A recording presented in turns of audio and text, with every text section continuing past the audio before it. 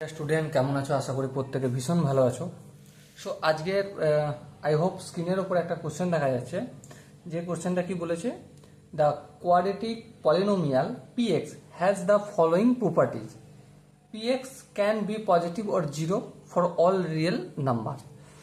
মানে এই যে p of x equal to যে পলিনোমিয়ালটা হবে না, সেটা অলওয়েজ পজিটিভ হবে অথবা রিয়েল জিরো হবে for all real number. Okay, আর কি বলেছে, p one equal to zero বলেছে, আর কি বলেছে p two equal to two বলেছে।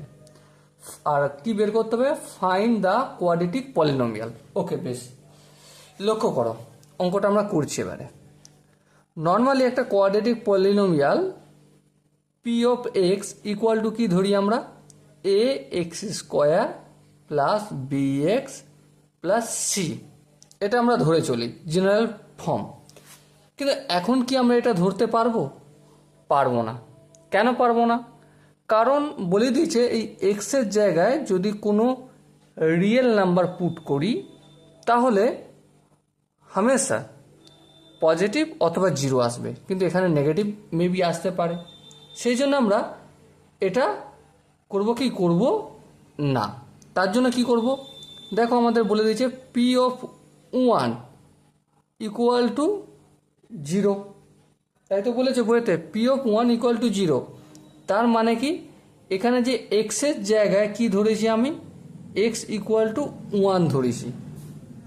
বেশ, তাহলে লক্ষ্য করো এই জায়গাটায় সব সময় পজিটিভ আসতে গেলে এখানে কোনো একটা সংখ্যা হবে যার হোল স্কোয়ার করব, যার হোল স্কোয়ারের ফলে যে ভ্যালুটা আসবে সেটা সবসময় জিরো থেকে বেশি হবে অথবা সমান হতে পারে। বাস, ঠিক আছে। আবার দেখো P of one equal to zero, তাহলে এক্স সমান আমি এখানে ওয়ান ধরেছি, তাই তো? হ্যাঁ, তাহলে এবার দেখো এক্সটাকে যদি বাম দিকে আনি, এই ওয়ানটাকে, তাহলে X minus one equal to zero. Okay, বেশ, কোনো অসুবিধা নাই। লক্ষ্য করো তাহলে F of x equal to K into x minus one, তার হোল স্কোয়ার নিলাম কারণ কোয়াড্রেটিক পলিনোমিয়াল বলেছে। ঠিক, ব্র্যাকেটে লিখবো যেখানে কে গ্রেটার দেন জিরো, কেটা হচ্ছে কনস্ট্যান্ট ধ্রুবক। ওকে, এবার লক্ষ্য করো আরেকটা বলেছে, কি বলেছে, p of two, p of two equal to two বলেছে। বেশ, তাহলে এখানে যদি আমি নাও এখন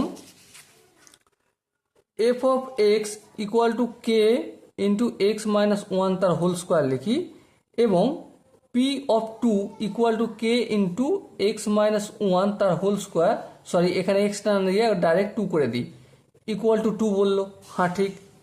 তাহলে লক্ষ্য করে দেখো k into two minus one, তাহলে কী হবে, ওয়ান হবে। তাহলে ওয়ানের হোল স্কোয়ার করলাম equal to two, K into ওয়ানের হোল স্কোয়ার মানে কে, তাহলে কে ইকুয়াল টু টু। তাহলে কে এর ভ্যালু কত বের হলো, কনস্ট্যান্ট বা ধ্রুবকের ভ্যালু আমার টু বের হলো। ঠিক আছে, তাহলে ফাইনাল আনসার কি হবে, অতএব the quadratic polynomial is F X equal to K এর জায়গায় আমি মান লিখবো, এটাই লিখবো, শুধু কে এর জায়গায় ভ্যালুটা লিখে দেবো, two into x minus one তার হোল স্কোয়ার। ফাইনাল আনসার এটা। ওকে, সরিয়া স্টুডেন্ট, আশা করি তোমাদের এই অঙ্কের প্রতিটা স্টেপ বোঝা গেছে।